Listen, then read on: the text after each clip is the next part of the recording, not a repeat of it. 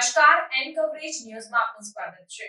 અમદાવાદ ખાતે પ્રધાનમંત્રી આવાસ યોજનાના મકાનોમાં રહેતા સ્થાનિકોએ પ્રાથમિક સુવિધાઓના અભાવે મીડિયાના માધ્યમથી સરકારને રજૂઆત કરી। મળતી માહિતી મુજબ પ્રધાનમંત્રી આવાસ યોજનાના અમદાવાદ વસ્ત્રાલ નર્મદા એપાર્ટમેન્ટ એચપી વાઘેલાનું જોખમી વહીવટ રજીસ્ટર થયું છે। નિમેલ વહીવટદાર સોસાયટીમાં ઠેર ઠેર કચરાના ઢગલા જોવા મળે છે। જ્યારથી વહીવટ સોંપવામાં આવ્યો ત્યારથી જ પાણી વગર જનતાને વલખા મારવાનો સમય આવ્યો છે।